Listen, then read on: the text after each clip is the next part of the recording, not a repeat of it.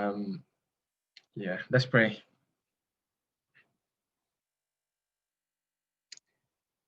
Dear Father in heaven, we thank you so much for your goodness and your mercy. We thank you, Lord, for the Sabbath you've given us that is now past.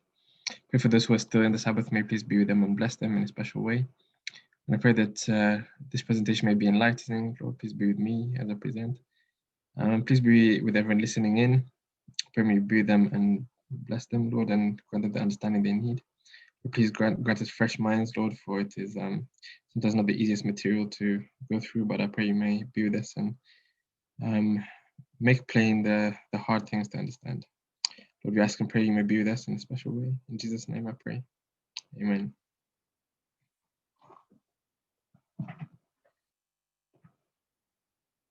Okay, so just checking that you can still hear me. Hear you loudly and clearly, Tom. Right, great. So I'm going to share my screen. Could the host please enable screen sharing?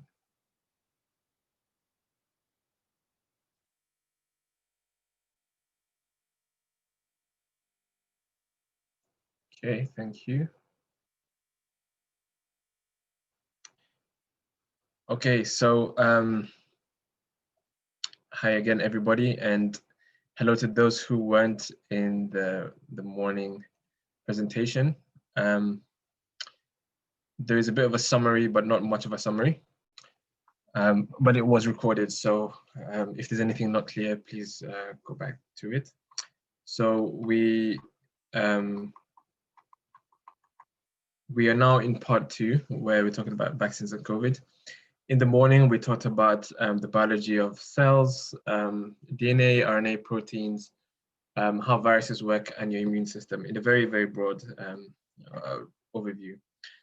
Again, in this presentation, I have a couple of videos because they just illustrate so well what it's difficult to illustrate in just a few minutes. They do in what a few minutes, it takes hours to do.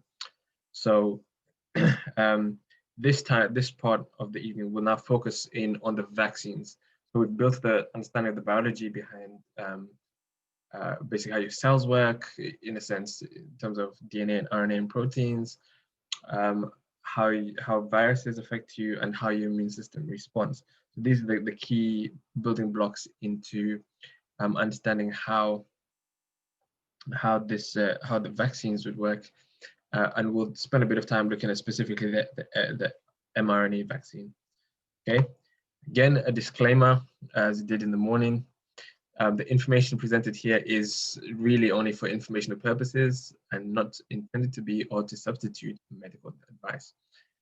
If you have any medical concerns or need advice or want to make certain decisions, it's best to speak to a medical practitioner. But these are really just to educate us about the vaccines. There's a lot of conflicting thoughts, a lot of even say conspiracy theories going around about how the vaccine works, what it's doing, and why we should or shouldn't take it. So this is really just to educate, what are vaccines, what are the history, and to better educate us and inform us so that we can make informed decisions. Okay. Talked about conspiracy theories and how they thrive on lack of education or lack of understanding. So the only way to really counter them is with the correct understanding. Okay, it's only the truth that can counter error. Okay, so a bit of a very, very brief first session summary. So these are the takeaways that we had from the morning. RNA is a messenger between your DNA and your ribosomes, and it's used to make protein, and thereby is subsequently degraded very quickly after the cell has used it. So to continue making proteins, or your cell has to keep producing RNA. So RNA doesn't last very long in the cells. Secondly, viruses hijack your protein-making machinery to make more viruses. So they do this by putting their own RNA in you and your ribosomes. We looked at the protein-making machinery, then make the virus's own proteins. We also looked at COVID itself, and we looked at comparison between COVID and the flu, and we saw that COVID was much more serious. It had about a 10 to 30 times the death rate, and it had twice the rates of infections. And well, when I say twice the rate of infection, it's not really so so accurate, because remember we looked at that R naught number. So for every one person who gets infected with COVID, twice as many will get will for everyone who gets infected with COVID, 2 people to 2 to 2.5 people on average will be infected with COVID from that one person. Whereas with the flu, it was between 1 to 1.25.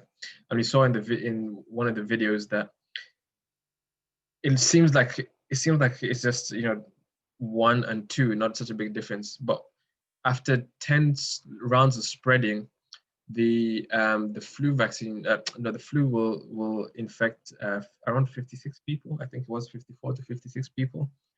Whereas in those same 10 rounds, COVID will infect 2,000. Okay, so when you look at R naught, it's not just twice as many. It's something called an exponent. It's much more. It's exponential. It's not just or it's got twice as many R numbers, so it's twice as many. No, after 10 rounds of infection, the flu had 56 people infected, whereas COVID had 2,047 or something like that. Over 2,000 people infected. So it's a much different disease. It's also much more virulent, and it's got a 10 times to 30 times the death rate. Then we looked at your immune system and how it's in charge of fighting the disease. But we saw that sometimes the immune system was split into 2 different groups. One was the first responders, and they act very quickly, but they're not so well equipped to deal with prolonged infections. And so you had the second group, which are the B cells and the T cells, and they're the ones who are in charge of your memory. So when you get infected, they're the ones who learn, so that the next time you get infected with the same thing, that they neutralize whatever's coming very quickly. However, it takes them a long time to learn the first time. So we saw it took around 15 to 40 days for them to learn to develop enough antibodies to work so well to neutralize any infection that you may have. And so this is quite a long time, and depending on what disease it is, this could, by the time they're responding like that, you might already have severe complications or even death. And so there's this time element to the response to infections. And then we also, just to recap, was that the fact that it's very important to have a limited amount of people sick at once. And we looked at this in terms of flattening the curve, making sure everybody has access to the medication. So if you have 50 people infected at once in 1 month, and you only have 10 pieces of machinery that could treat them, for example, ventilators, then 40 of those people who need the ventilators, they have a much higher chance of dying than if that 50 people spread over 5 months, and you had 10 people every month, and everybody has access to a ventilator. Then you have a much better chance of survival.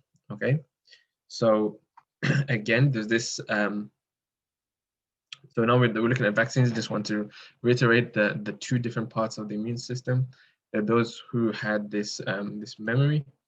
So that's this side, the B cells and the T cells, and specifically it's the B cells who produce these things called antibodies. Okay, and these are the ones who have the memory, but they have a slow response. Okay, they have a slow initial. Their first response is very slow. Okay, so for example, here, the first time a virus might attack your body, you have this very, very long time until your body starts producing antibodies, and it might not produce that many. So now at this point, the virus has been fought off by your immune system, and then later on, after 40 days, you have a second attack from the virus. This time, your body responds by producing antibodies much more efficiently. And remember, we looked at this scale. This is a logarithmic scale. So although it says 1 here, for every 1 antibody here, when you have it up here, it's like trillions, because you're doing it to the power. It's like every 1 multiplies by 10. So when you have 1, it's 10. 2 is 100. 3 is 1,000. 4 is 10,000. 5 is 100,000, 6 is a million, and so on and so forth. So by the time you get to 10, it's quite a lot of antibodies there. Okay, So this is this was the graph that we looked at, that your body is much more efficient the second time, and even in a couple of days, it produces trillions of times of the antibodies that it took it initially in this graph, 15 days, but it can be up to 40 days. Okay, so we want to have a look at some vaccines in history. We just got a little animation again, highlight these videos. So we'll have a look at this animation about vaccines in history.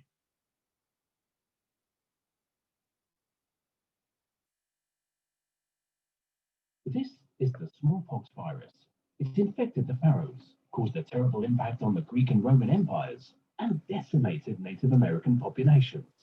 Nothing seemed to stop this lethal plague until the end of the 18th century. At that time, smallpox was a major global endemic disease. Only in Europe, it killed around 400,000 people per year. Can everyone see the video? No, because you've still got the immune response in the light vaccines. You haven't shared us the video. Can anybody see the video?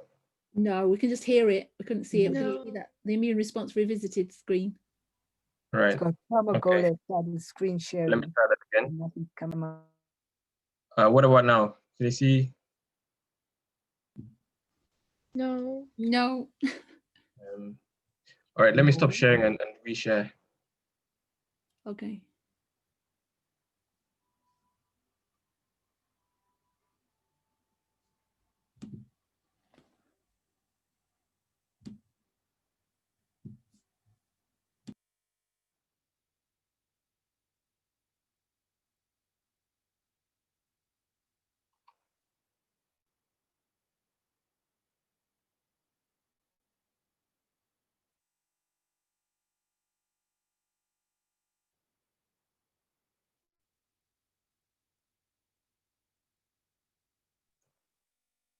Can anybody see my screen yet?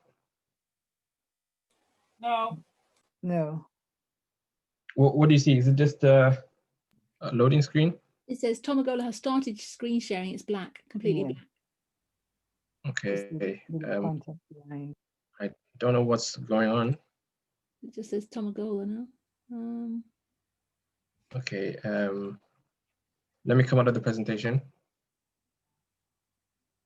and see if that makes a difference.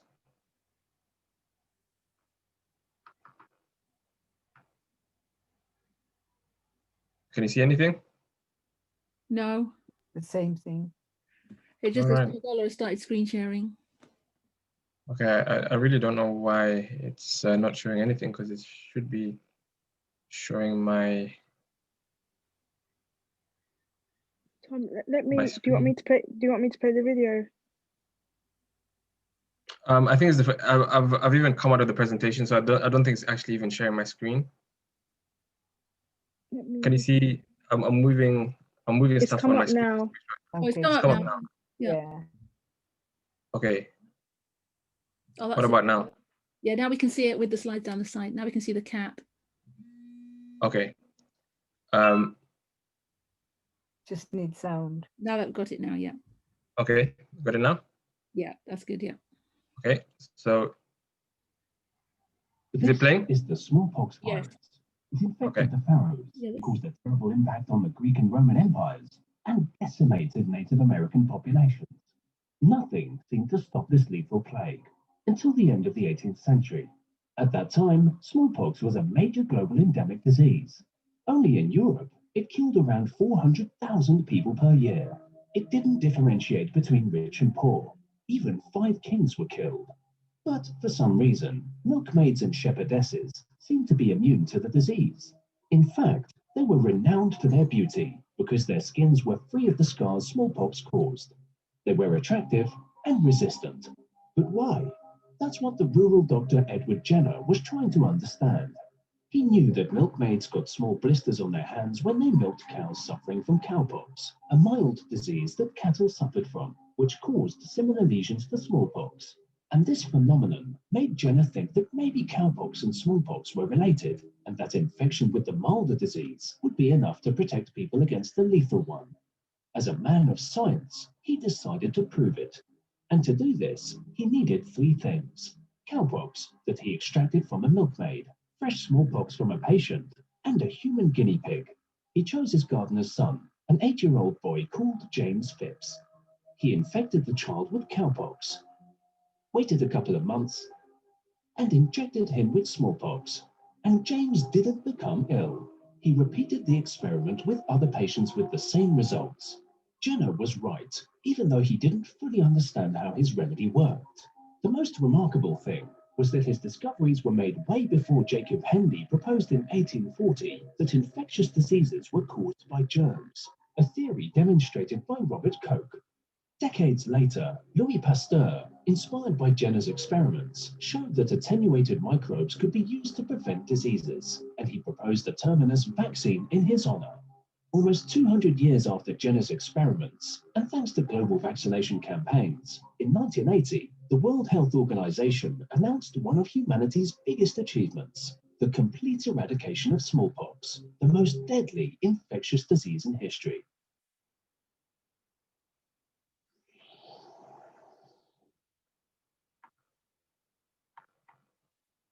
Okay. This is the one more.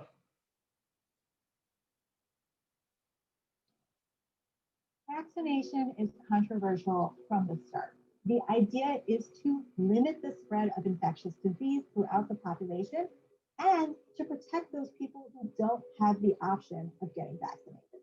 However, people cling to the notion that vaccines are harmful and anti-vax sentiment persists.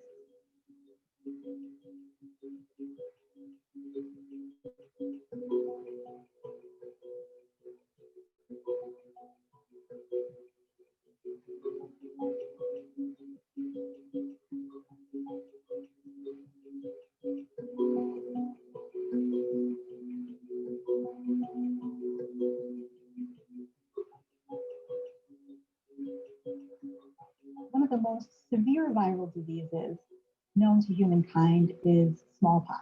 Even into the 18th century, 500,000 Europeans died of smallpox every year. And even into the 20th century, it was still claiming 300 to 500 million lives. Some people who caught the disease survived, and those people were now immune to the disease. By the Middle Ages, the Chinese had developed a technique to manufacture immunity. They collected scabs from an individual with a mild case of smallpox, allowed them to dry, ground them up into a powder, wrapped the powder in cotton, packed the material into a pipe, and puffed the whole concoction into an uninfected person's nose. This process is called insufflation. This is the first documented use of inoculation, which is a deliberate infection for the purpose of developing immunity. In the 18th century, this practice was introduced to Europe, and the practice becomes known as variolation in England in honor of the scientific name for smallpox, variola. Edward Jenner was a physician in England in the 18th century. Jenner knew about the practice of variolation. He himself actually had been variolated when he was 8 years old. He also knew something else, which was pretty widely known in Europe at the time, but was relegated to the status of folklore or an old wives' tale. And this something was that cows contracted a disease similar to smallpox. This disease was called cowpox, but it was much milder. Cows didn't die from it. And it was also common knowledge that milkmaids who worked with cows sometimes acquired cowpox, and these milkmaids were then immune to human smallpox. In 1798, Jenner seizes the opportunity to inoculate a handful of friends and neighbors with cowpox. He again variolates them with smallpox subsequently, and he finds that not a single one of them shows any sign of having been exposed to smallpox. He coins a scientific term for cowpox. He calls it variola vaccina, for the Latin word vacca, meaning cow, and his procedure he calls vaccination. People keep vaccinating, and in 1980, the World Health Organization declares smallpox eradicated.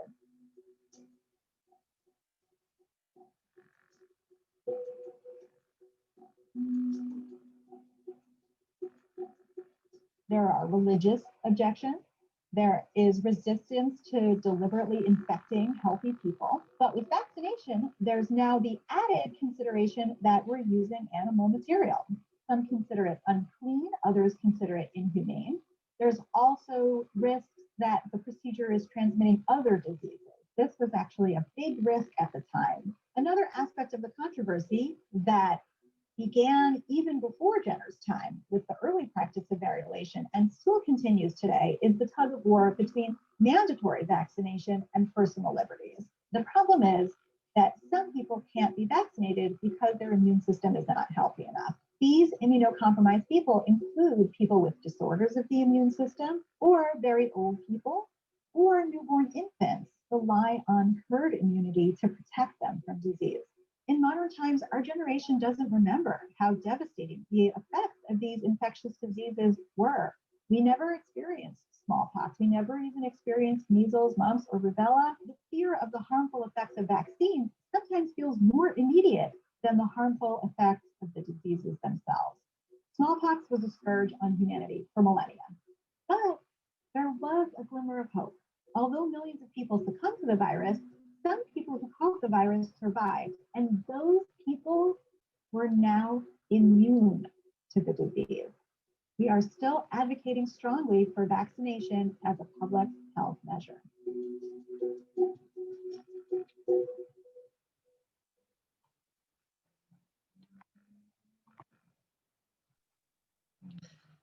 Okay, so there's a bit of a history of vaccines. The first time is with smallpox, as you saw.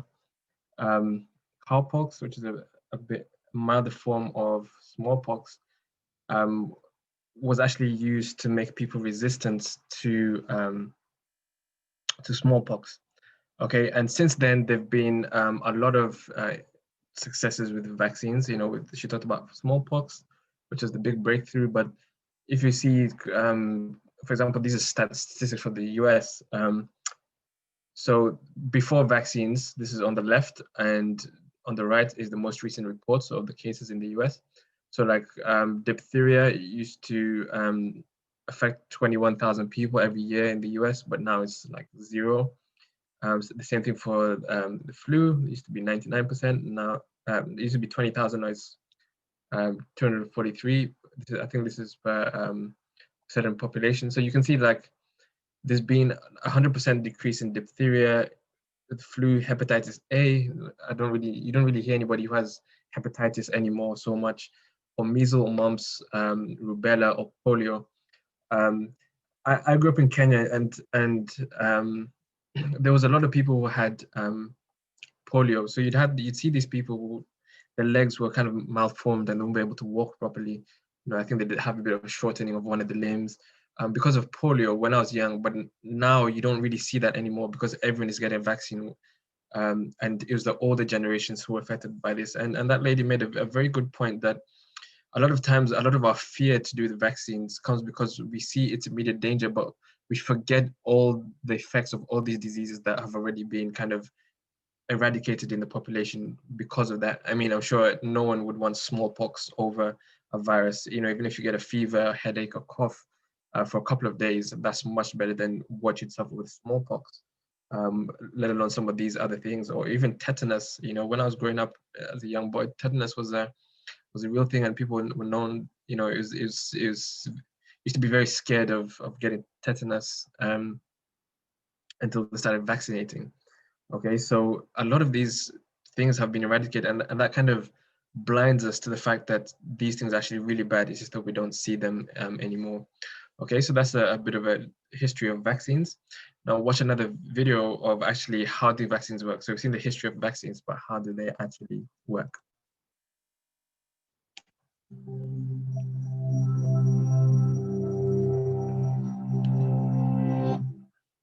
In 1796, the scientist Edward Jenner injected material from a cowpox virus into an 8-year-old boy with a hunch that this would provide the protection needed to save people from deadly outbreaks of the related smallpox virus. It was a success. The 8-year-old was inoculated against the disease, and this became the first ever vaccine. But why did it work? To understand how vaccines function, we need to know how the immune system defends us against contagious diseases in the first place. When foreign microbes invade us, the immune system triggers a series of responses in an attempt to identify and remove them from our bodies. The signs that this immune response is working are the coughing, sneezing, inflammation, and fever we experience, which work to trap, deter, and rid the body of threatening things like bacteria. These innate immune responses also trigger our second line of defense, called adaptive immunity. Special cells called B cells and T cells are recruited to fight microbes and also record information about them, creating a memory of what the invaders look like and how best to fight them. This know-how becomes handy if the same pathogen invades the body again. But despite this smart response, there's still a risk involved. The body takes time to learn how to respond to pathogens and to build up these defenses. And even then, if a body is too weak or young to fight back when it's invaded, it might face very serious risk if the pathogen is particularly severe. But what if we could prepare the body's immune response, readying it before someone even got ill? This is where vaccines come in. Using the same principles that the body uses to defend itself, scientists use vaccines to trigger the body's adaptive immune system without exposing humans to the full-strength disease. This has resulted in many vaccines, which each work uniquely, separated into many different types. First, we have live attenuated vaccines. These are made of the pathogen itself, but a much weaker and tamer version. Next, we have inactive vaccines, in which the pathogens have been killed. The weakening and inactivation in both types of vaccine ensures that pathogens don't develop into the full-blown disease. But just like a disease, they trigger an immune response, teaching the body to recognize an attack by making a profile of pathogens in preparation. The downside is that live attenuated vaccines can be difficult to make, and because they're live and quite powerful, people with weaker immune systems can't have them, while inactive vaccines don't create long-lasting immunity. Another type, the subunit vaccine, is only made from one part of the pathogen, called an antigen, the ingredient that actually triggers the immune response. By even further isolating specific components of antigens, like proteins or polysaccharides, these vaccines can prompt specific responses. Scientists are now building a whole new range of vaccines called DNA vaccines. For this variety, they isolate the very genes that make the specific antigens the body needs to trigger its immune response to specific pathogens. When injected into the human body, those genes instruct cells in the body to make the antigens. This causes a stronger immune response and prepares the body for any future threats.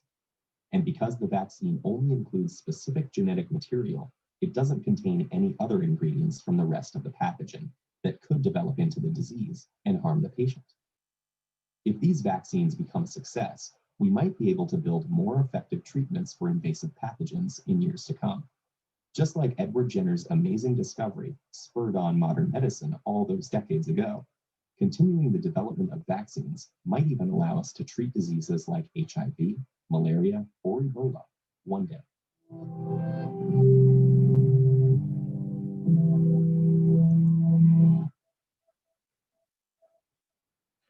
Okay, so I hope that made sense. So remember that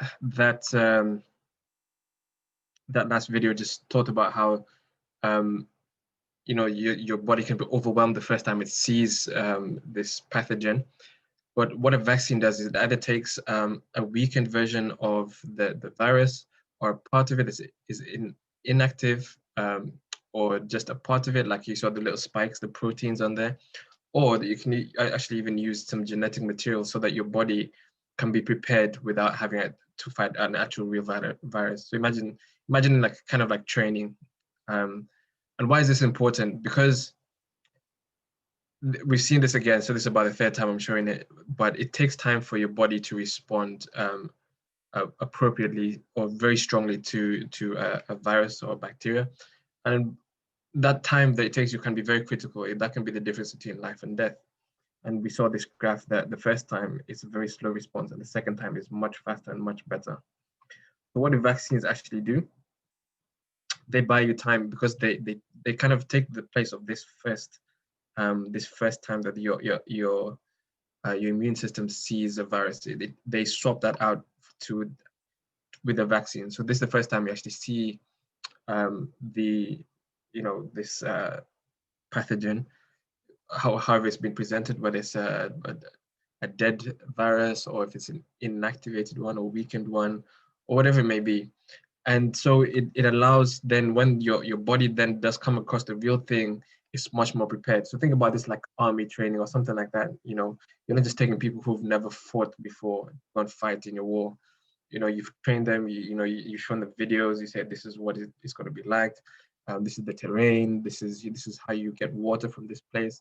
If this is the food you can eat, these plants have, all that training prepares your soldiers better for warfare. So that when they do encounter it the first time, they've had the kind of experience of warfare. Although it's the first time, they're not as unequipped as if they had to learn it the hard way, where they're just thrown in a battlefield, don't even know what a gun looks like, don't know, then they have to learn the hard way. Okay, so that's what vaccines do.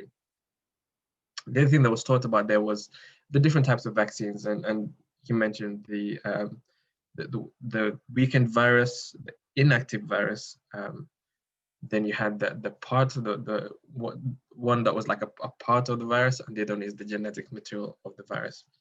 So the current vaccines that we're faced with are mRNA virus vaccines. So we need to explore what are these and how do they work in a bit more detail. Okay, so again, I've got another video for us to watch very quickly about vaccines, how they're developed. How do you create a vaccine to fight a new disease, and why does it take so long? Well, first, you have to identify the virus or bacterium that causes the disease. In some cases, the pathogen itself can then be weakened or deactivated and used to make a vaccine. But this isn't always possible. In these cases, the next step is to identify the pathogen's antigens, unique protein or glycoprotein markers, which can form the basis of a new vaccine. For some pathogens, these antigens always stay the same. Other pathogens, like the virus that causes flu, can change or mutate their antigens, so these must be reanalyzed every year. Once you have identified the pathogen or antigens, you need to decide how you're going to use them to build a vaccine. This is called the vaccine platform. There are a lot of options here, like subunit vaccines that only use part of the pathogen. There are also newer or more experimental technologies, like viral vector or nucleic acid-based vaccines. But we'll get to these a bit later. You also need to decide how the vaccine will be administered, by injection into the skin or muscle, orally, like the polio vaccine, or through the nose, like some flu vaccines. Each of these options could affect the response the vaccine induces. For now, let's say you've decided on the platform and designed the vaccine. Next, it needs to be tested, first in cell cultures and then in animal models. This might include challenge studies, where animals that have been given the vaccine are deliberately to the target disease to see if the vaccine protects them. Further down the line, and if the disease isn't too serious or effective treatments are available, humans might take part in challenge studies too. Once the vaccine candidate is proven safe in animals, you need to prove you can manufacture it to a high enough standard for people and at scale. This is called GMP certification. If the vaccine passes all of these stages, it's time to begin human trials. Normally, these come in 3 phases, and they all have to be passed. First, the vaccine is given to a small group of healthy people to test for adverse reactions. This is called the safety trial. Second, you give the vaccine to hundreds of people to work out what dose is needed to trigger a big enough immune response. Finally, you can trial the vaccine in thousands of people to see how effective it is. This step is often the slowest, and participants are sometimes recruited around the world. Researchers have to wait for participants to come into contact with the pathogen naturally. By tracking how many become infected, they can work out how effective the vaccine is at protecting the group. It can take decades to gather enough data to be sure. But if you do, the vaccine can finally be licensed. There are still problems to overcome, however. Mass producing a vaccine to a high standard can be a difficult job. And once you've cracked production, you still have to deliver the vaccine to where it's needed. And then there's phase 4 monitoring, keeping track of rare adverse reactions that the vaccine might cause, even though it's passed the previous trials. This trial process is very safe, but that comes at a cost. It is also very slow. In an emergency, there are ways to speed things up, like reducing the time spent waiting for paperwork to be completed, or running different trial phases at the same time. But steps are never missed out. By working more efficiently, a protective vaccine could be produced in as little as 12 to 18 months, and advances in biotechnology could speed up production pipelines as well. And there are more ways we could speed up production. Let's come back to some of those newer vaccine platforms. Nucleic acid vaccines don't use pathogens or antigens directly. Instead, they deliver the genetic templates for the antigens.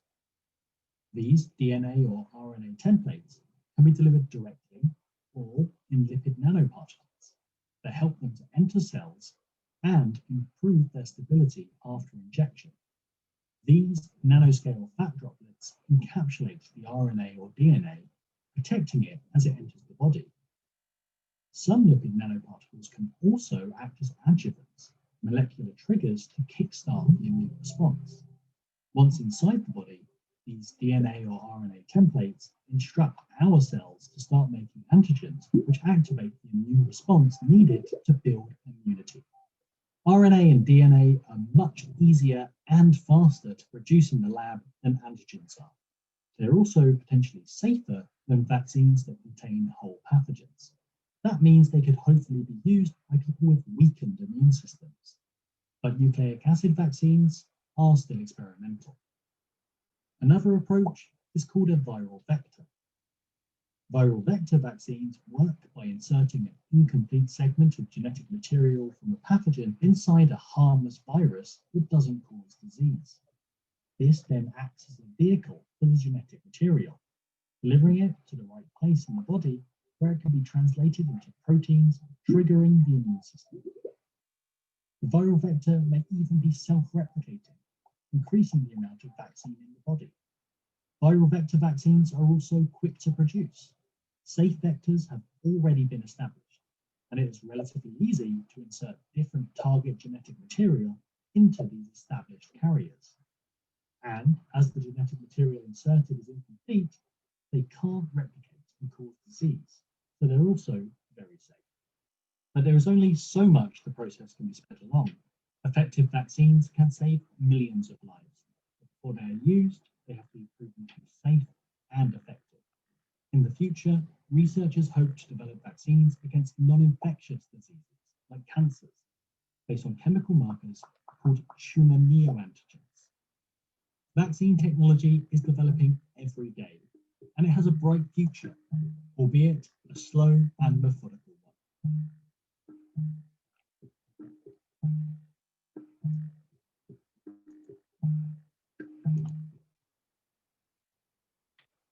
Okay, so that was a brief overview of what I mentioned a couple of different types of vaccines.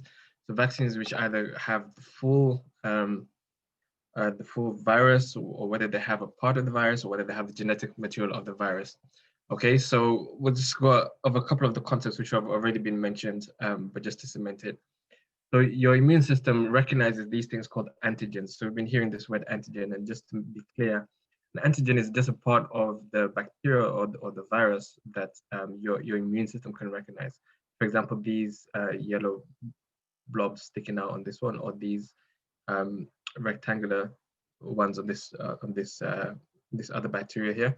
And your body will produce, I don't know if you can see the difference between this antibody and this antibody, produces very specific ones for these parts of the pathogen called an antigen. Okay, so that's what an antigen is.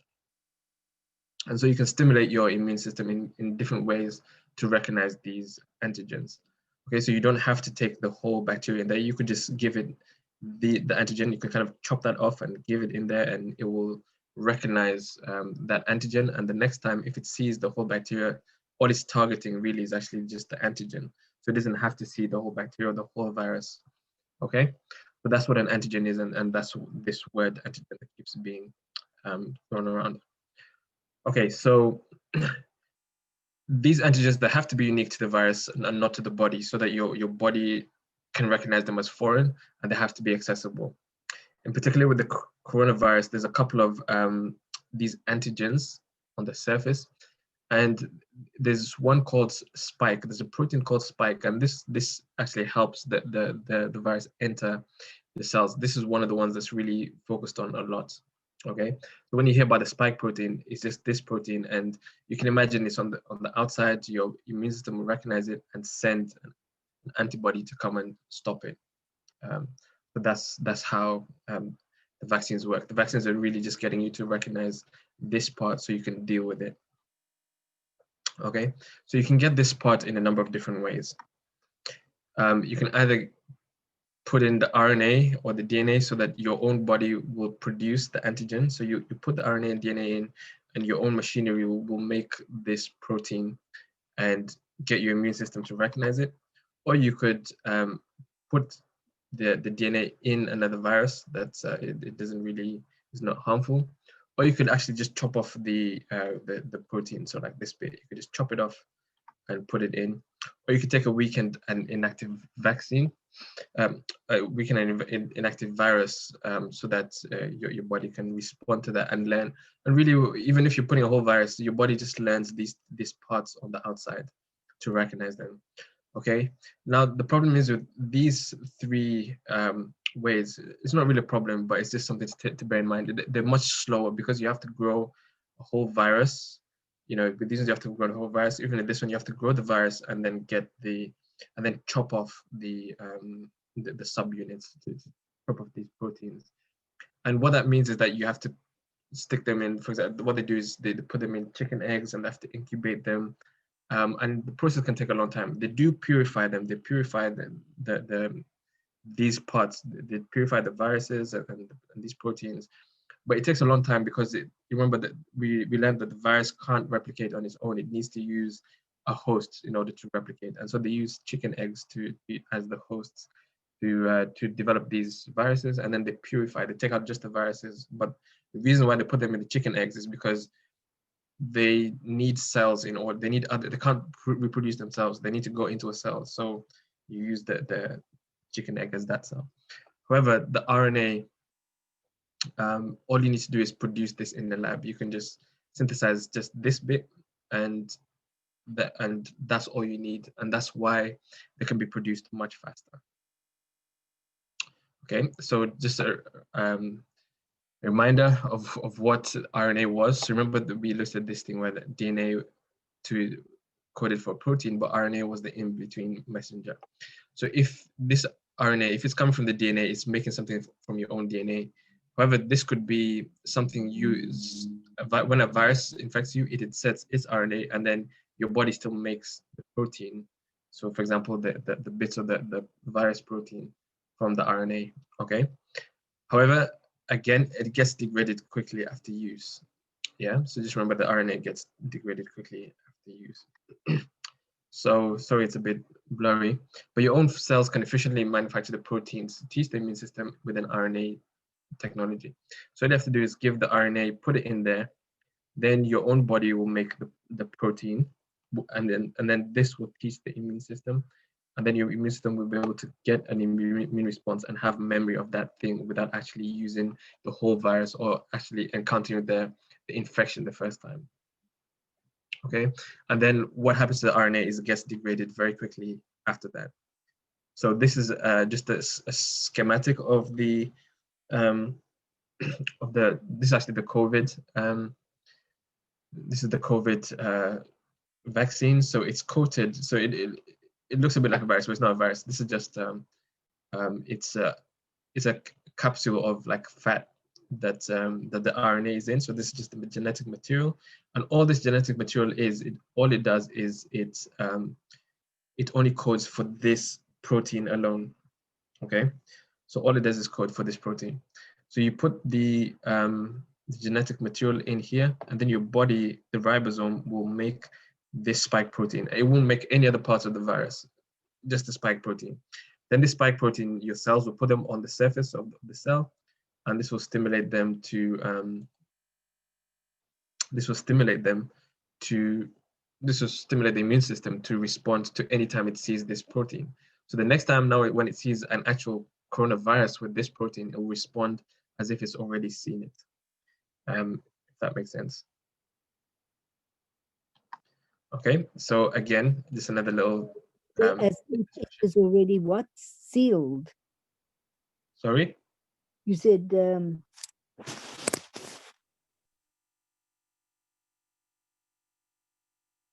Mr. Cedric? it will stimulate the immune system to do what? As if it's already something.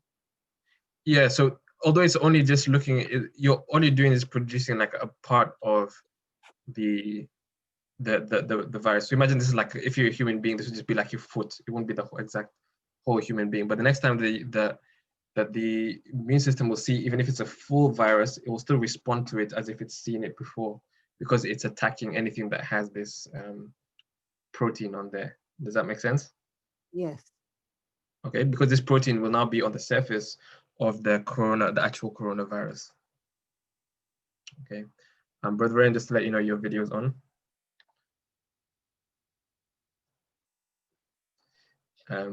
Thank you. Okay, so just another little video. SARS-CoV-2 is a novel coronavirus that is responsible for the COVID-19 infection. The virus works by entering healthy human cells through the crown-shaped protein spikes on its surface. A promising candidate for the treatment of COVID-19 is a messenger RNA-based vaccine from Moderna Medical. Messenger RNA, or mRNA, are strands of genetic material similar to DNA that ribosomes in the cell use to synthesize proteins. Moderna's mRNA vaccine contains the instructions to synthesize the crown-shaped protein spikes on the surface of the SARS-CoV-2 virus. The vaccine is encapsulated into a lipid layer that allows it to enter the cell. Once inside the cell, the mRNA are released and ribosomes in the cell read them to synthesize the virus's spike proteins, which are then released from the cell. The spikes themselves are not harmful, but the human immune system perceives them as though the body has been infected with COVID-19. In response, the immune system produces antibodies against the SARS-CoV-2 virus. In the presence of an actual COVID-19 infection, these antibodies prevent the virus from entering a healthy cell by attaching themselves onto the spike proteins, thereby blocking their entry into the healthy cell and thus creating immunity.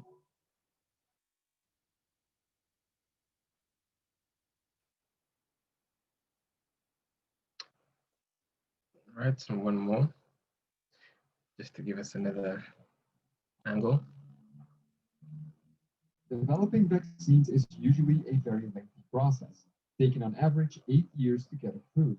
Since a few years, we have the ability to create mRNA vaccines, which can be developed much faster. So how do these vaccines work? Are they safe? And how do they compare to traditional ones?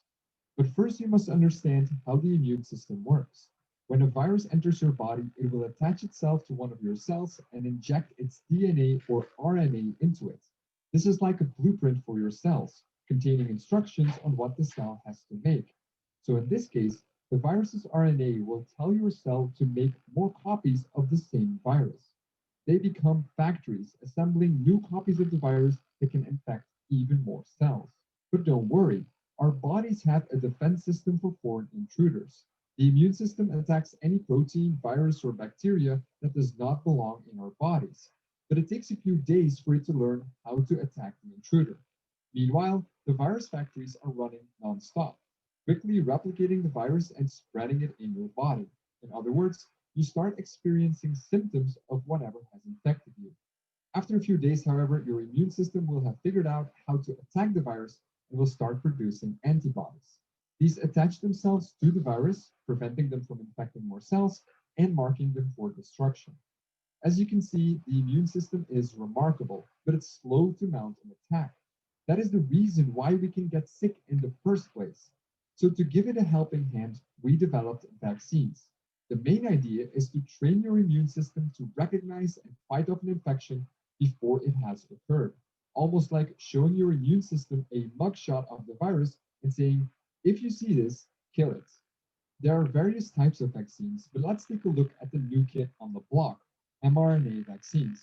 To understand how they work, let's take the COVID-19 pandemic as an example. You might have seen pictures of the virus with its distinctive spikes. These spikes allow the virus to attach to specific cells in your body and infect them. Now, here's the key idea for the COVID-19 vaccine.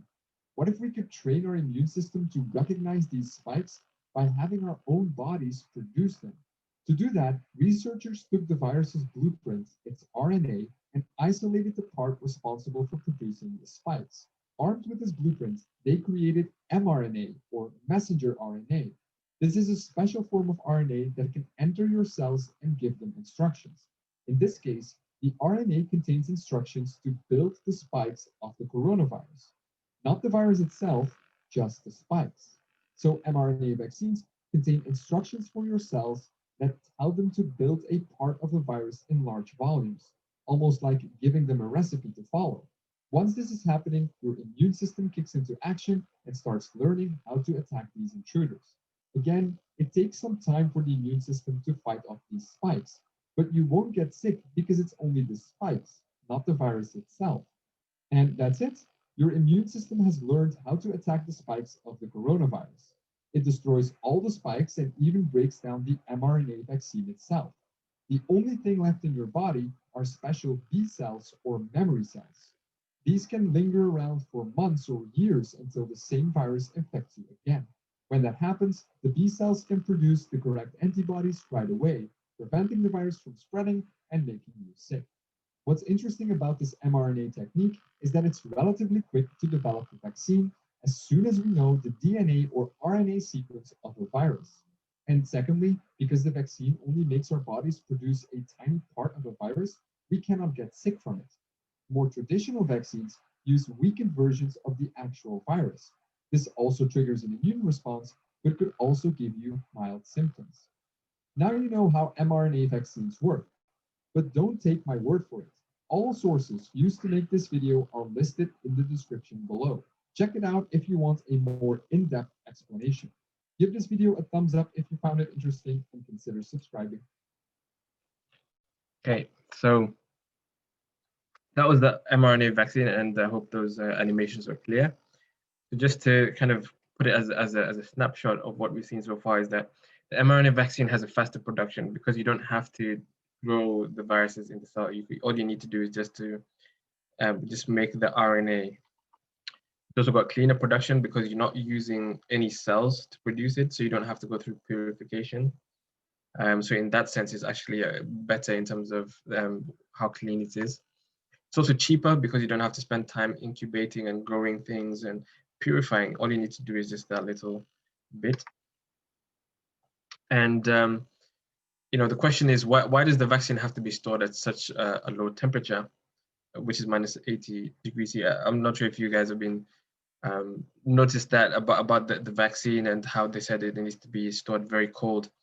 And that's because, as we said before, mRNA is rapidly degraded at normal temperatures. I work with RNA, so I take some RNAs out of cells I study the gene expression.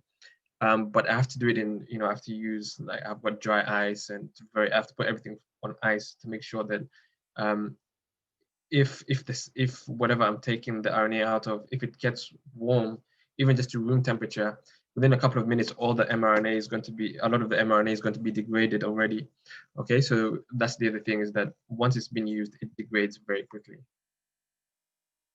Okay, so skip that video just for time because it's the same as what we saw before.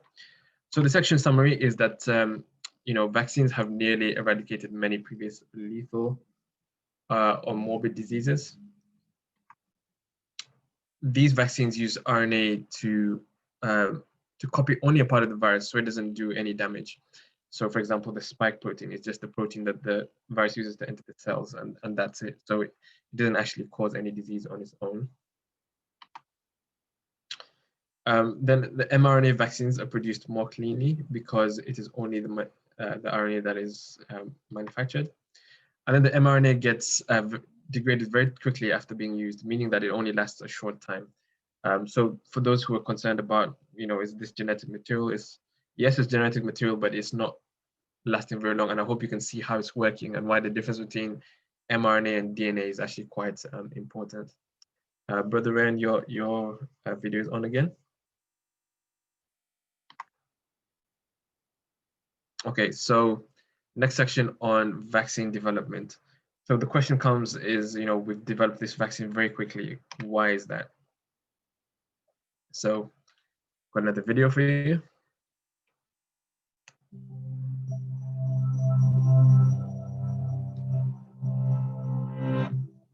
When a new pathogen emerges, our bodies and healthcare systems are left vulnerable.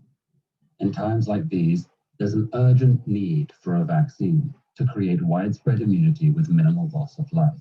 So how quickly can we develop vaccines when we need them most? Vaccine development can generally be split into 3 phases. In exploratory research, scientists experiment with different approaches to find safe and replicable vaccine designs. Once these are vetted in a lab, they enter clinical testing, where vaccines are evaluated for safety, efficacy, and side effects across a variety of populations. Finally, there's manufacturing, where vaccines are produced and distributed for public use.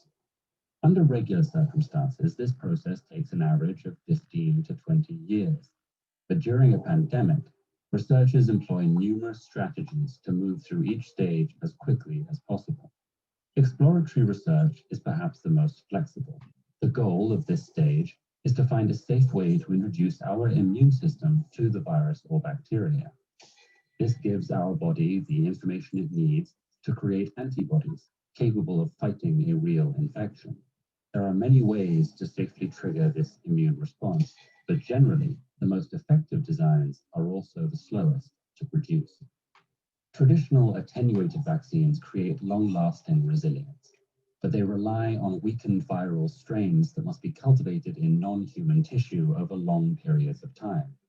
Inactivated vaccines take a much faster approach, directly applying heat, acid, or radiation to weaken the pathogen.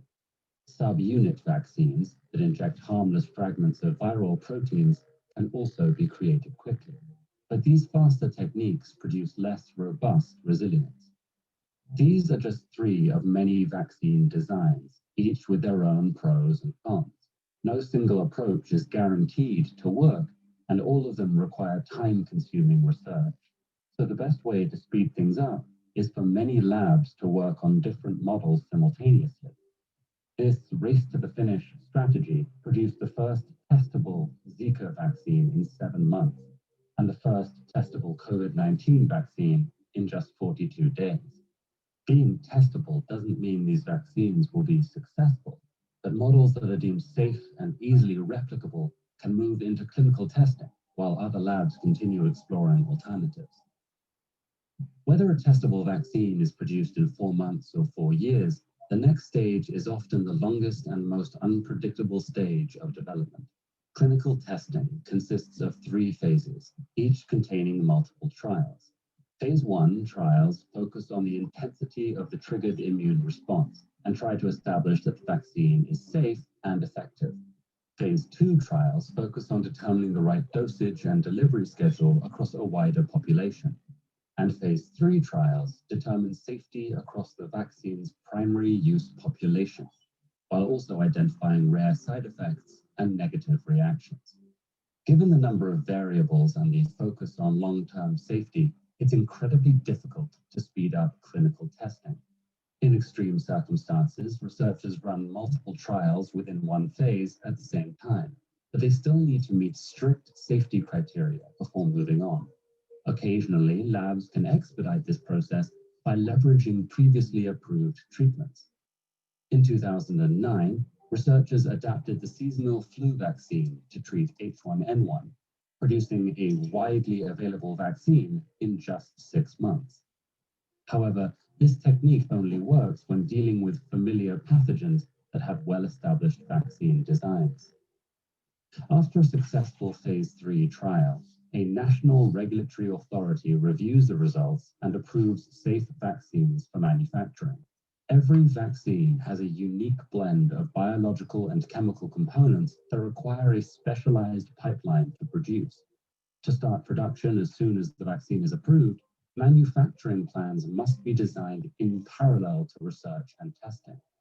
This requires constant coordination between labs and manufacturers, as well as the resources to adapt to sudden changes in vaccine design, even if that means scrapping months of work.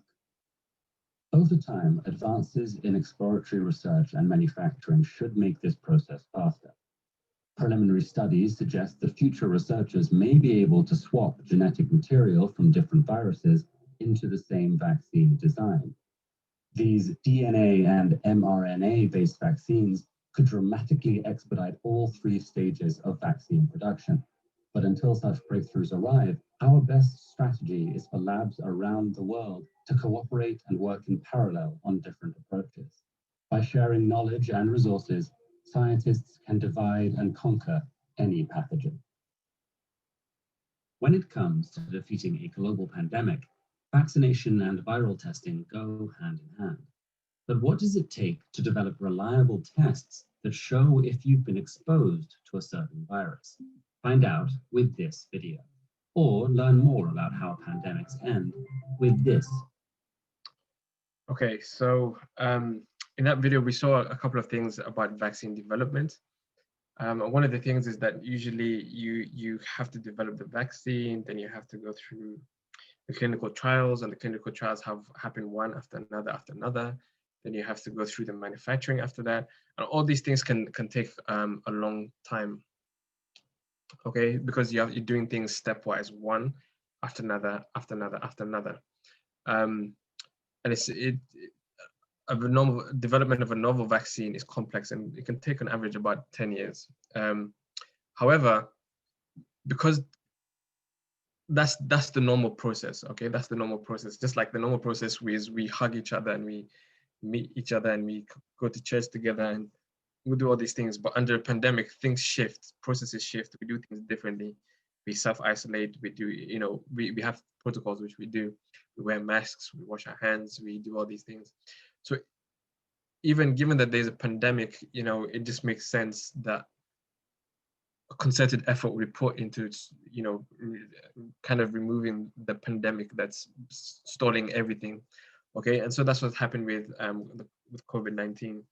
All the institutions involved, so all the regulatory bodies, research groups, sharing information very freely, and they prioritized it very highly, and that's why vaccines were able to be produced at a very fast rate. Also, as you saw, producing a vaccine based on the genetic material, the RNA, like I said, you don't have to grow things. So it can be produced much quicker. And we saw that even one vaccine was developed in 42 days, and then it could go into testing after that. Okay, and then when it comes to the paperwork is actually the slowest part, but you can expedite the paperwork to make it much quicker. Okay, and so this is just the vaccine development that we saw. We have the clinical trials to see if it's safe. Then we have phase 2, where we see that actually does it actually work, and phase 3 is how well does it work, and tested for a lot of people.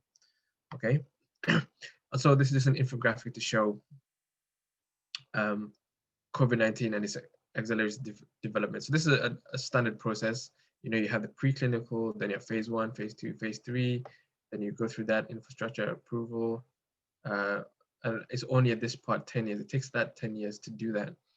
But with accelerated vaccine development, you can see everything, instead of happening one after another, you kind of do them kind of stacked on top of each other with the evidence that you have, and you approve things quicker, you prioritize it. As soon as an email comes in, you don't wait for a week to respond to it. You look at the information straight away, prioritize, for the regulatory bodies, and you make decisions very quickly. You prioritize those decisions, okay? And that's why, as you can see, the approval can happen here much quicker than down here, and even for COVID, it happened even faster because of the severity of this this pandemic. All the efforts, sleepless nights. I'm sure a lot of people had sleepless nights or reviewing information so thoroughly. The first thing you hear about COVID, what normally you have 3 weeks to respond to, you only have a day or 2 days because you need to prioritize it. Yeah, so that's why everything has been shifted and done quicker. So the next thing we want to look at is the side effects of the vaccine, side effects of vaccines in general. So I've got another video which conveys the idea of side effects of vaccines and very well. Vaccines are celebrated for their part in fighting disease, but a growing group of people seem to believe that they endanger our health instead of protecting it. The internet is full of stories about allergic reactions, the onset of disabilities, and even death following vaccination appointments. And it's true, vaccines can have side effects. Let's look at how they work and how dangerous they really are.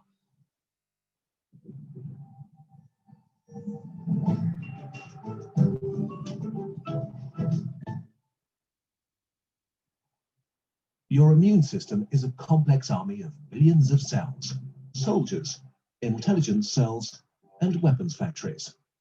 Every day you're attacked countless times, but your immune soldiers alone usually deal with that, so you don't even notice. If an infection becomes serious, though, our intelligence cells gather intel about the attackers and activate our weapons factories. You know the weapon: antibodies. They're like targeted missiles, produced specifically to combat the invader. Unfortunately, this process takes several days to complete. That gives intruders a lot of time to do damage. Contrary to popular wisdom, what doesn't kill you doesn't make you stronger. Our bodies really don't want to fight serious wars over and over, so our immune system came up with an ingenious way to get stronger and stronger over time. If we fight an enemy that is dangerous enough to trigger our heavy weapons, our immune system automatically creates memory cells. Memory cells remain in our body for years in a deep sleep. They do nothing but remember. When an enemy attacks for a second time, the slumbering memory cells awaken and order coordinated attacks and the production of antibodies. This is so fast and effective that many infections you beat once will never make you sick again. You might even be immune against them forever, which is also why little kids are constantly ill. They don't have enough memory cells yet. And this beautiful natural mechanism is what we build on when we use vaccines. How vaccines work. As great as memory cells are, obtaining them through an infection is unpleasant and sometimes dangerous. Vaccines are a way of tricking our bodies into making memory cells and becoming immune to a disease. They pretend to be a dangerous infection. One way of doing this is to inject invaders that can't do harm, for example, by killing them or by ripping them into pieces. Our immune systems deal with these kinds of vaccines pretty easily. Sometimes it's necessary to make our immune system work harder, though, to produce even more memory cells. Live vaccines are the real deal. An enemy that can punch back is a bigger challenge than a dead one. But this also sounds like a sort of horrible idea. What if the germs win? To avoid that, we breed a sort of weak cousin of the real germ in the lab. Just powerful enough to annoy the immune system and create enough memory cells. Okay, so these are the basic principles of vaccine use. They provoke a natural reaction in our bodies that makes us become immune against very dangerous diseases. Some, like the flu virus, mutate so often that we need a new vaccine every year, but most vaccines protect us for years, or even a lifetime. But there's a catch. Like everything in life, vaccines have another side. Side effects. What are they, and what happens if your child develops one? The risks of vaccines. It's complicated to directly compare the side effects of vaccines with the effects of diseases. For example, hundreds of millions of people are vaccinated against measles in the West, but there were only 83,000 cases in Europe in 2018. So with numbers that different, even mild side effects can seem scary compared to the bad effects of a disease that we don't see as much anymore. Before the measles vaccine became available in 1963, virtually every single child on Earth contracted measles at some point. An estimated 135 million cases in the 1950s, every single year. But are measles really that dangerous in the year 2019 with our advanced healthcare and new technologies? Are they worth the risk of vaccine side effects? Let's do a thought experiment based on real numbers. Imagine a developed country in a parallel world. It has good healthcare, but people stop vaccinating. In this scenario, let's say 10 million children caught measles. What happens? 9,800,000 or 98% will get a high fever and a very unpleasant rash. Up to 800,000 of them, or 8%, will suffer from dangerous diarrhea. 700,000 or 7% will suffer from an ear infection, which can lead to permanent hearing loss. 600,000 kids, or 6%, will suffer from pneumonia, the most dangerous effect of measles. It alone will kill 12,000 children. Up to 10,000 children, or 0.1%, will get encephalitis. 2,500 kids, or 0.025%, will contract SSPE, a disease where the measles virus lingers in their brain and kills them a few years later. Taken together, around 2.5 million children will suffer from somewhat serious effects from measles, and about 20,000 children will be killed by measles. It doesn't stop here, though. The kids who beat measles are left with a severely damaged immune system that needs a lot of time to regenerate. Time for other diseases to do further damage. Aside from that, what's almost guaranteed is that your kids will have a really bad time for about 2 weeks. Okay, but what about vaccines? It's only fair to look at these risks too. So let's repeat our thought experiment, but this time we vaccinate 10 million children with MMR. What would theoretically happen here? After being vaccinated, of our 10 million kids, around 10% get a fever. 500,000 or 5% will get a mild rash. Up to 100 or 0.001% might have a serious allergic reaction and will have to be treated. Up to 10 boys or 0.0001% might get inflammation of the genitalia. And up to 10 kids in total, or 0.0001%, might get the most serious side effect, encephalitis. So we vaccinated 10 million kids. In total, around 120 had side effects that were somewhat serious. Thanks to good medical treatment in developed regions, almost all of them will be fine. What about autism?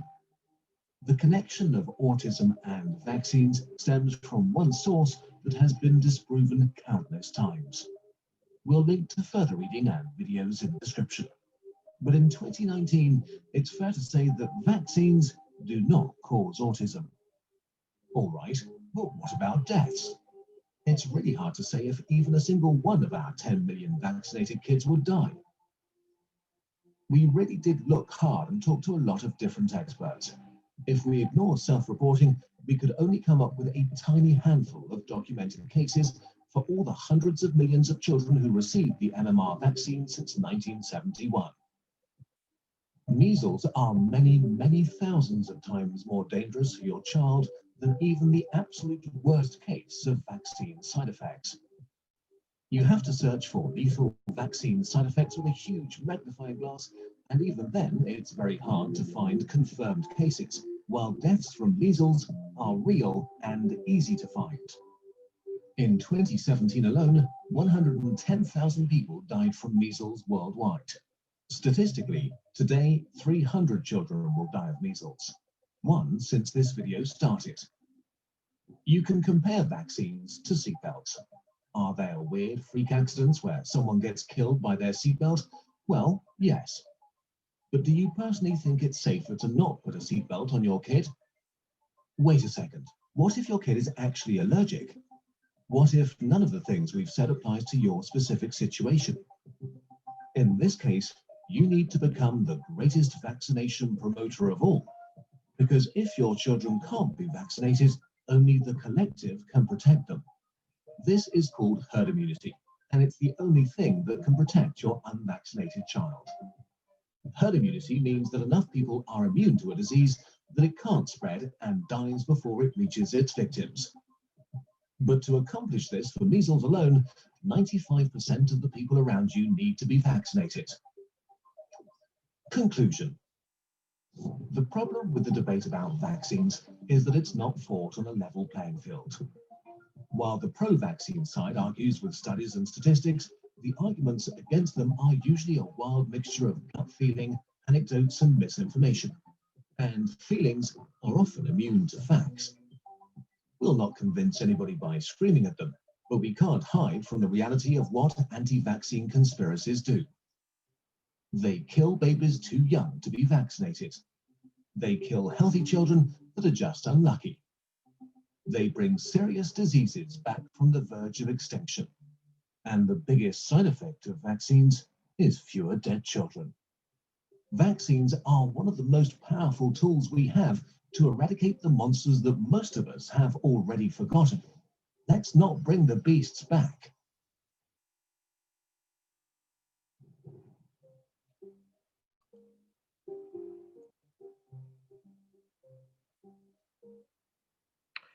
Okay, so it's a very interesting video that showed basically we're talking about side effects. Yes, there are side effects to vaccines, but when you compare the vaccines to the side effects of the vaccines to what happens with the disease itself, it's incomparable. So we saw in that situation where you had 10 million people vaccinated against measles, about 120 of them 120 out of 10 million will get serious side effects, whereas we saw with the measles, you have 2,500 who will die, and you have a good couple of thousand having quite serious effects, and some of them for lifelong, okay? So we're saying that if you don't vaccinate, you're going to have tens of thousands of people affected seriously for a long time, whereas if you do vaccinate, you're going to have about 120 people affected, and those side effects can often be treated in a hospital. Even maybe, unfortunately, some of them can't. It's still a much smaller percentage than, it's not even comparable to those who would be affected by the actual disease. Okay, so we want to have a look at the COVID study. We'll look at how many people were vaccinated and what the side effects were and what the results were, and we'll compare that to if they did not vaccinate, okay? So this is from the Pfizer BioNTech vaccine, which is an mRNA vaccine. So we've had a look at that a couple of times today, where the mRNA goes in to the cell, and the cell produces these proteins, and then your body makes antibodies against them, okay, against this spike protein. So in this study, a total of 43,000 participants received injections, 21,000 received vaccine, and 21,000 received placebo. So these are the trials that happened. So this is a phase 3 trial. Remember, we saw that phase 3 was the last one before approval. So this happened last year. And what were the results? So we can see that from those who are vaccinated, the higher this goes, basically, as this goes up, it shows the amount of people getting the virus is increasing. Whereas so this is the placebo group, the blue one. So those who were not vaccinated, they continued to, just have this trend of increasing incidence of COVID. So they were getting more and more and more COVID. Whereas those who are vaccinated, you can see that for a time it was somewhat similar, but until the immune system had now learned about about this, learned the vaccine, the antigen presented by the vaccine, and after a couple of days, the body had learned now, and the amount of people getting diagnosed with COVID was much, much lower, and it almost stopped. Okay. okay? So if you don't have the vaccine, you continue getting COVID. The amount of people getting COVID just increases and increases and increases. But if you do have the vaccine, you can see that it reduces the amount of people who get COVID. And even of those who get COVID, their the disease is much milder. Okay, so you might still get it, but it'll be much milder. Okay, so the vaccine was 95% effective in preventing the COVID-19 disease. So basically, if you have this vaccine, you're 95% less likely to get COVID. And even those who did get COVID, the severity of the symptoms was reduced. Okay, so let's look at the vaccine versus the disease. So there are side effects to the vaccine. The most common reactions, this is the side effects, were reaction at the side, so maybe swelling or a bit of redness or a bit of itching, fatigue in 62%, headache, muscle pain, chills, joint pain, and fever. Okay.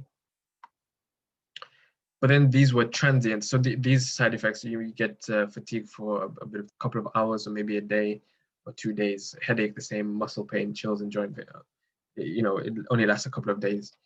But these are minor compared to the virus. And these were a sign that your body is actually learning and it is responding. So we saw that those side effects that you get is there, you know, like swelling, that's your immune system responding to the antigen. Okay, so body's response. 29 people in the US had anaphylactic reactions to a couple of vaccines, so either the Pfizer or Moderna one. So these are RNA vaccines, and most were treated with epinephrine, and none have died. So there's 29 people out of, we'll see, that's 29 out of 70,000 plus vaccinated in the trial. So out of 70,000 people vaccinated, 29 had a severe reaction, and they were treated and they got fine. None of them have died. If this was looking at a group of people who did not have the vaccine, however, that same group of people, you'd have had 1,400 people would have died in that same group. Okay, so you can see quite a stark difference. Okay, 29 people have a severe reaction, they get better. Yes, that's with the vaccine. But if you didn't have the vaccine, if you look at a group of people who didn't have the vaccine, and these were people who got COVID, 1,400 would have died. So you have to ask yourself, yes, there are side effects, but can you really compare that to the severity and the morbidity, mortality that you get from actually having the disease? Okay, so the video also brought out something called herd immunity. So even if you yourself you're not concerned about getting COVID yourself or dying from it, we saw that thing is that you also making sure you don't affect other people with it. Okay, so this concept called herd immunity, where you're kind of protecting, you're providing a shield. You know, let's say you know, your grandmother was around, you know, by you not getting the disease, you stop her getting the disease. You might get the disease, have a couple of sniffles, have a headache for 4 hours and be fine. But if you then pass it on to her or anybody else, someone immunocompromised, they might actually die from what was mild to you. So it's not just about what you experience, but it's also about shielding others from this disease. And this was this concept called herd immunity. Okay, so we'll just watch a quick animation on herd immunity.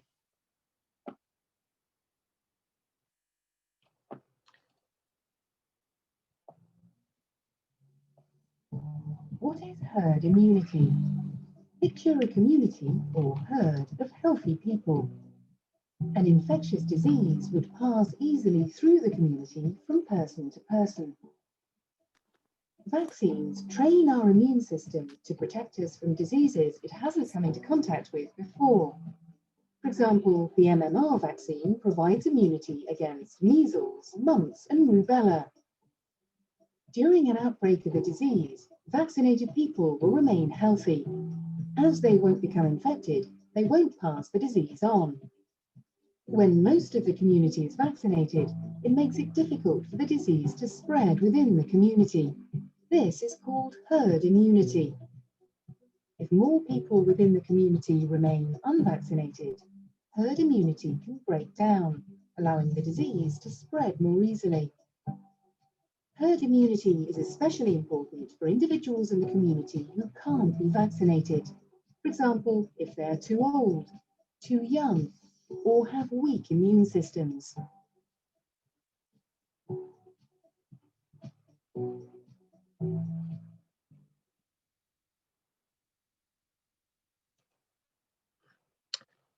Okay, so that's herd immunity for you. So it's important for us.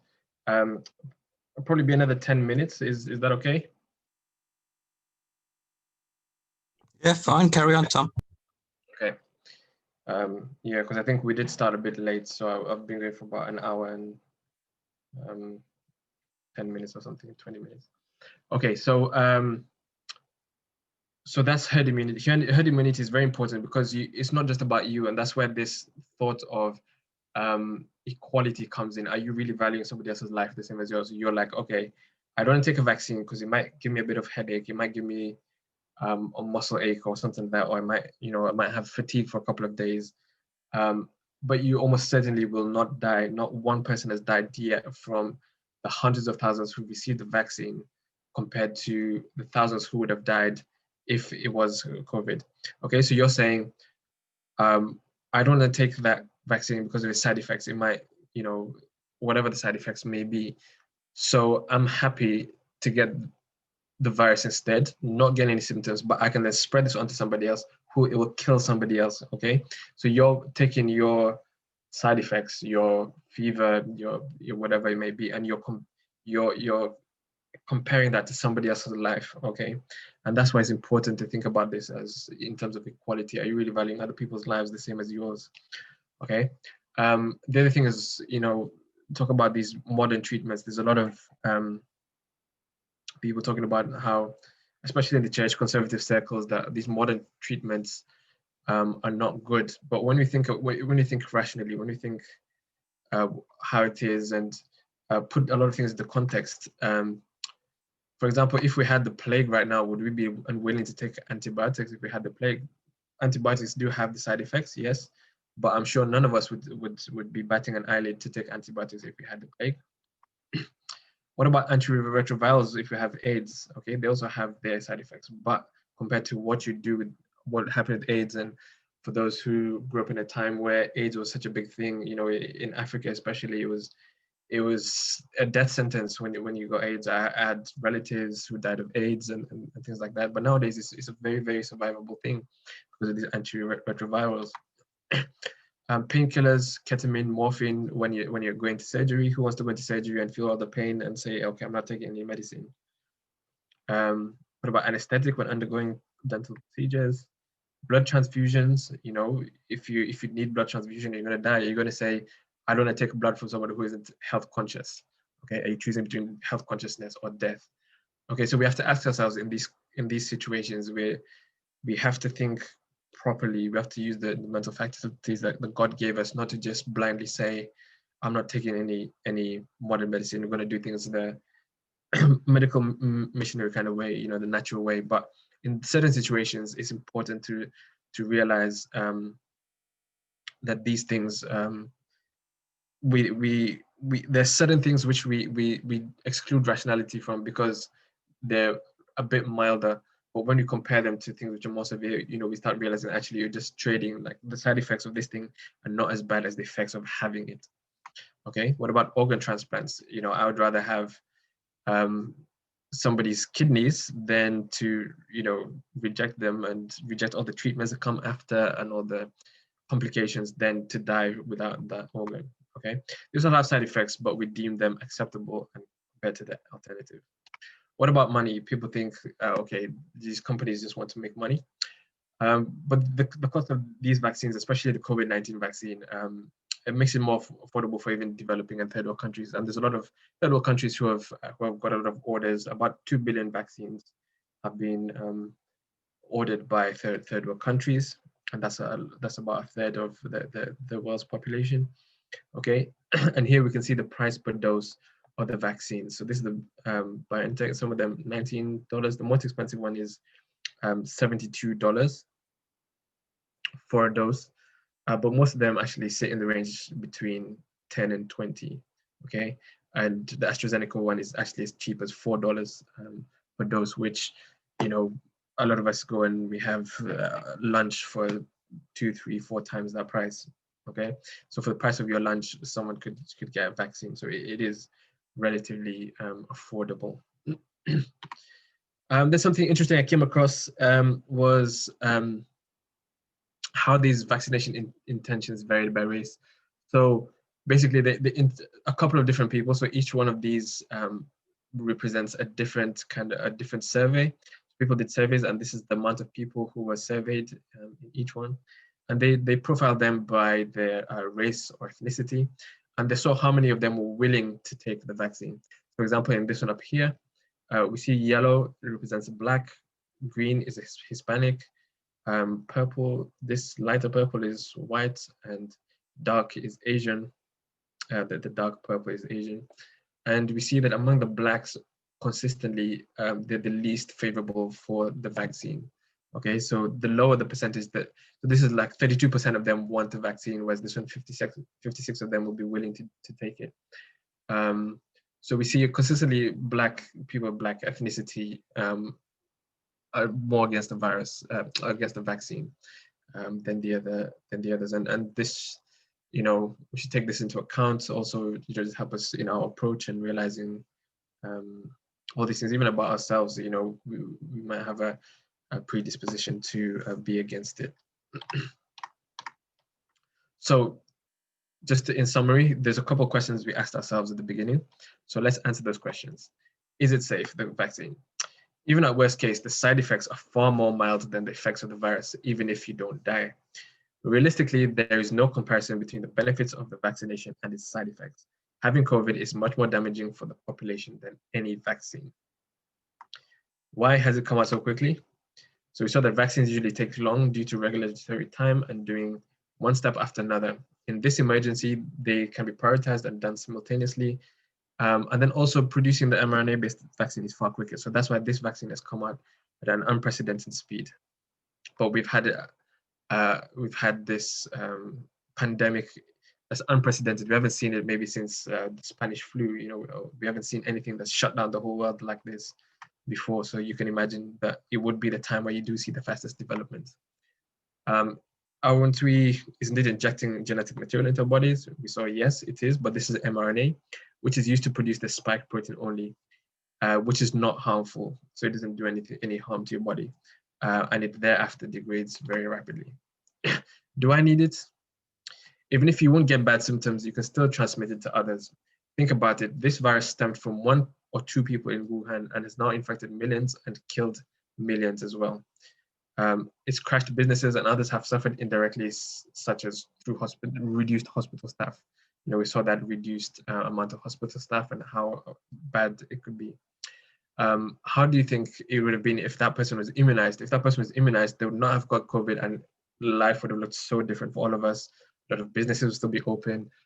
The economies won't be crashing. Okay, so it's not just about you, but it's about others. Okay, so I've got a couple of things in here about Ellen White and second selected messages. One of her secretaries confirmed that when there's an epidemic of smallpox, she herself was vaccinated and urged to help us, those infected connected with her, to be vaccinated. Okay, and she recognized the fact that it has been proven that vaccination renders one immune or greatly lightens its effects if one does come down with it. And a couple of quotes here about medicines. And she talks about basically how it is practiced, and is they administered a large amount of these drugs which are toxic. But nowadays we have a much better process, and the scientific process actually tests all these things in a way that it wasn't back then. And so there's a case where I'll share these slides with everyone, so that I'm just summarizing the slides so we can finish. Okay, there's a brother. This is Willie White. Yeah, I think it's Willie White, or it says Hassan. That's what I'm assuming it's Willie, but it could be someone else. Yeah, Willie C. White. So a letter from Willie White in Australia. He says, one time while we were in Australia, a brother who had been acting as a missionary in the islands told the mother of the sickness and death of his firstborn son. He was seriously afflicted with malaria, and his father was advised to give him quinine. But in view of the counsel in the testimonies, so Ellen White's testimonies, to avoid the use of quinine, he refused to administer it, and his son died. So immediately you have to ask yourself, does God really see the death of somebody better than them taking medication? You know, we talk about learning about God's character and what he's like, you know, and we have this view that, you know, okay, God is happy for you to die than for you to take medicine and get the side effects. Okay. When he met Sister White, he asked her this question: would I have sinned to give the boy quinine when I knew of no other way to check malaria and when the prospect was that he would die without it? In reply, she said, no, we are expected to do the best we can. And under current circumstances, we have to ask ourselves, what are the alternatives for this COVID? And we don't have any alternatives to vaccination. Right, so we've come to the end of my presentation, and I'd like to just leave us with one last video about anti-vaxxers. I hope you enjoy it.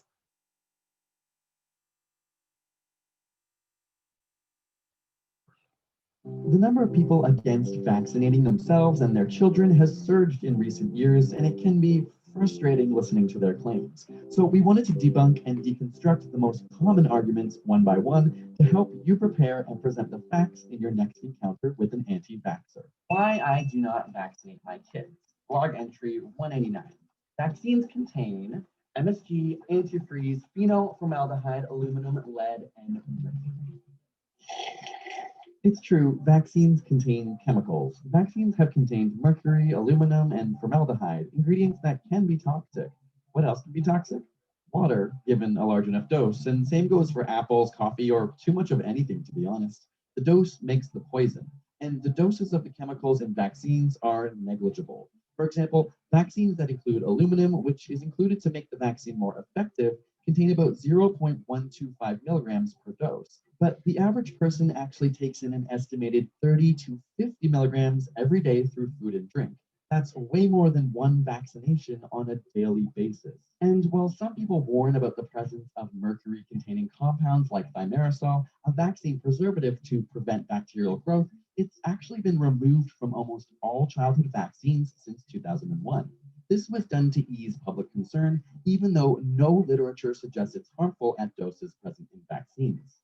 As a granola parent, my kids get everything natural. Quinoa crackers over Ritz any day. Because can't we just all agree that the natural route is better? So just let your child's immune system develop naturally and save them a lifetime of pain. Vaccines introduce a weakened form of the germ to your body so that the immune system can learn to recognize it. Your body then builds its defenses, so it's prepared to fight off a real attack later. And it's true, naturally, newborn babies are immune to several diseases because of the antibodies they receive from their mother's breast milk and the thousands of germs we're exposed to from the moment we're born. But vaccines cover the diseases you don't have immunity against. It's why we don't vaccinate for every single disease possible, just those which are most dangerous. And children are given shots at a young age because this is when they're at the highest risk of getting sick or dying. But what about allergies? My second cousin Lisa got her kids vaccinated and now they have a peanut allergy. I don't want my baby to get allergies. In 1997, people began to question whether there was a connection between vaccines and allergies. And then a study of 2,100 participants ages 5 to 6 found that vaccines actually have the opposite effect and instead have a protective effect against allergies. I mean, how bad are the diseases that these vaccines are preventing anyways? My little sport here stuffed like a packed sausage. Got my genes, so he's built to last. If you got the measles, what's the worst that could happen? Vaccines have done such a good job preventing so many diseases that many generations have never seen them. But here's what these diseases looked like without vaccines. In 1967, smallpox was responsible for millions of deaths. By 1980, it was completely eradicated due to an intensive vaccine campaign. Before polio vaccine was available, 13,000 to 20,000 cases of paralytic polio reported each year in the United States. This meant thousands of children had to use braces, crutches, wheelchairs, and ventilators to breathe. From 1964 to 65, before the rubella vaccine, there were 2,100 neonatal deaths and 11,000 miscarriages. And of the 20,000 born with rubella, more than half ended up deaf over 3,000 blind, and 1,800 with mental delays. As for measles, before immunization was available, nearly everyone in the US got measles because it's extremely contagious.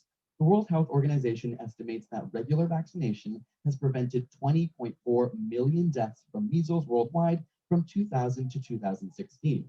Okay, but you still haven't covered autism. Much of the anti-vaccination movement is linked to one paper published in the late 1990s, which claimed vaccines caused autism. It suggested a link between the measles, mumps, rubella vaccine causing malabsorption of nutrients in the gut, thereby leading to increased cases of autism in children.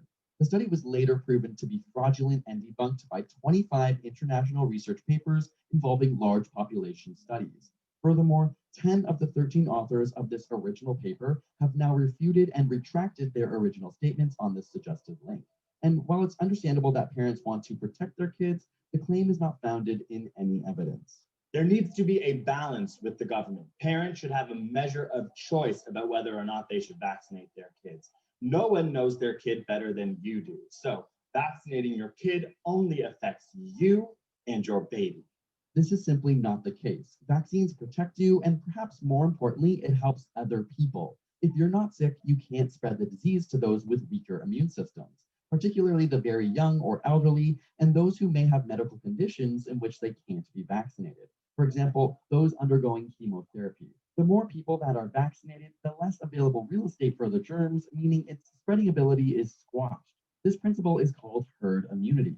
For the vulnerable in our society, herd immunity is their best protection.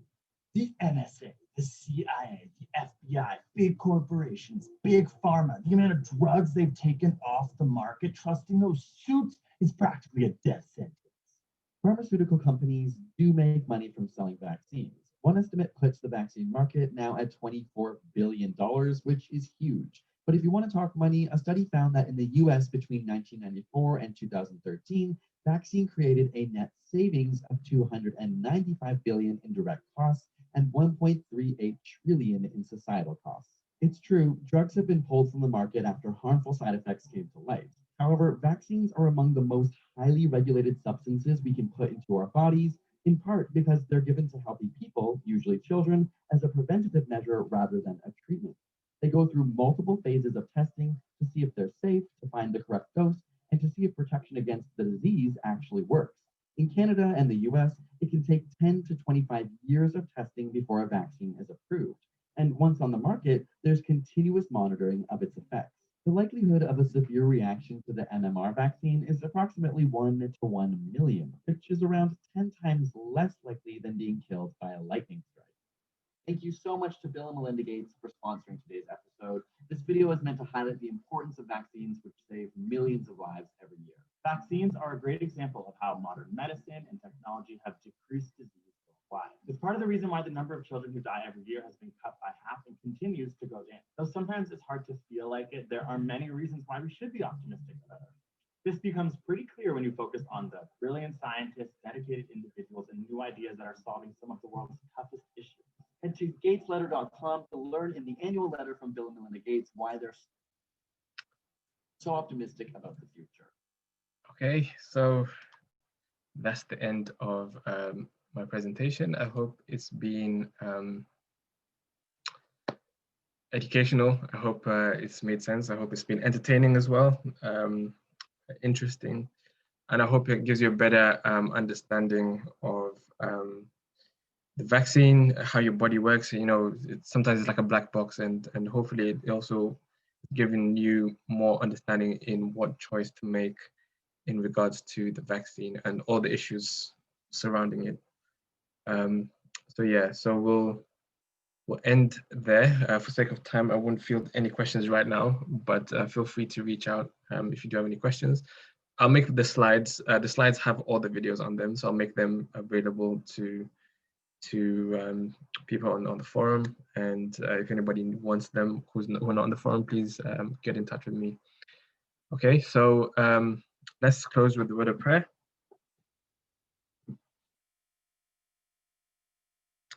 Let's pray.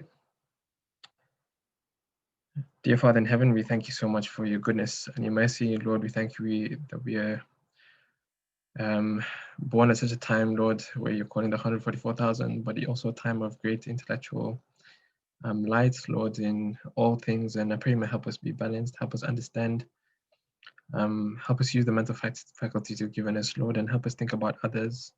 Help us think rationally, Lord, and use our reasoning powers that you've given us. We pray that you may be with us in this pandemic, Lord. Please be with everyone who's affected at this time, Lord. There's millions of people affected, Lord, and we ask for your healing and understanding, and we just ask that you may be with us in a special way. Lord, help us make decisions which are from heaven, which are pleasing to you, Lord, and help us think through everything that we do. We ask and pray that you may be with us continually. Please see us through another week. We pray for those who are still in the Sabbath. Please be with them and bless them in a special way, Lord, and still bless us who have left the Sabbath now. Lord, we ask and pray for your blessing in Jesus' name. Amen.